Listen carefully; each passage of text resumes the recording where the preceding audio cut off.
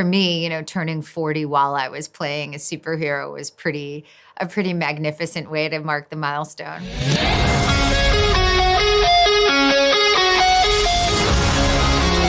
I came from a family of academics and was very concerned with being taken seriously.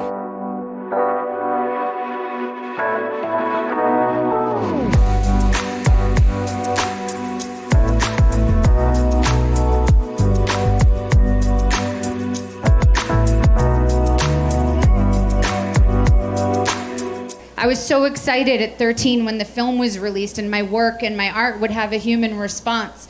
I excitedly opened my first fan mail to read a rape fantasy that a man had written me. A countdown was started on my local radio show to my 18th birthday, euphemistically the date that I would be legal to sleep with. Movie reviewers talked about my budding breasts in reviews.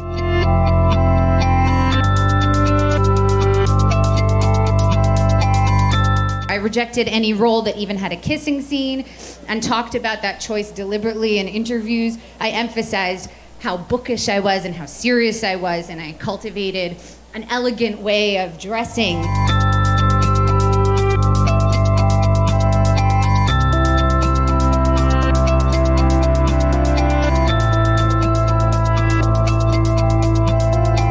When I got to Harvard, just after the release of Star Wars Episode 1, I knew I would be starting over in terms of how people viewed me.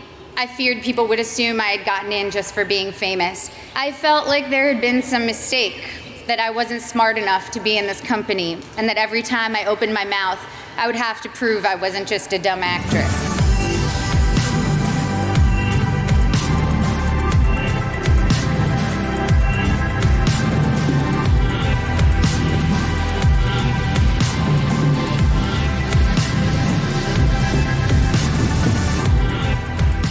I really see it as this young woman's coming of age, and that she becomes a woman. She starts out a girl and becomes a woman by finding her own artistic voice and sort of killing the child version of herself.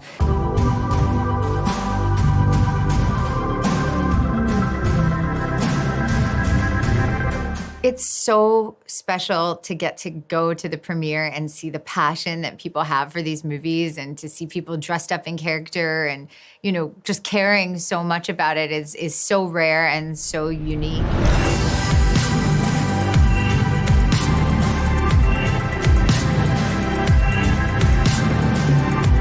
I've been a vegetarian since I was 9, and I became vegan almost 8 years ago. I learned that the biggest thing I could do to have an impact on the planet's health was to become vegan.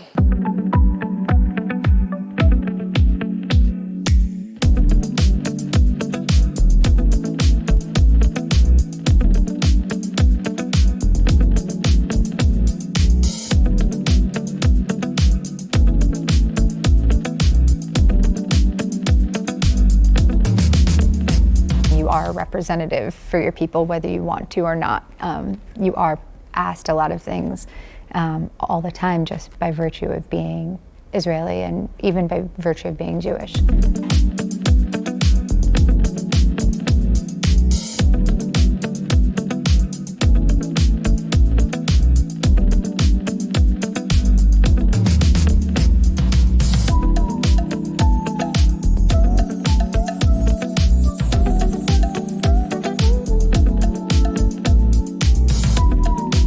It's something I think women are really uncomfortable talking about, and it's really important to make sure that you do talk about it, because that's how we all get to where we should be.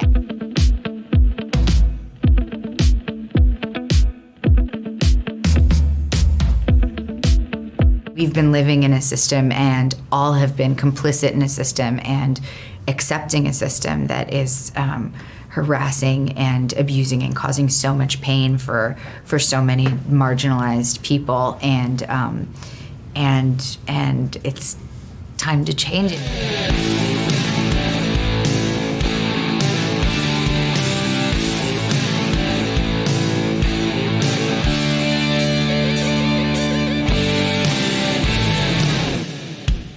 When I was reading the books, I was struck by how the classic stories had overwhelmingly male characters, and thinking, what am I telling my kids, both my son and my daughter, about whose stories are important to tell.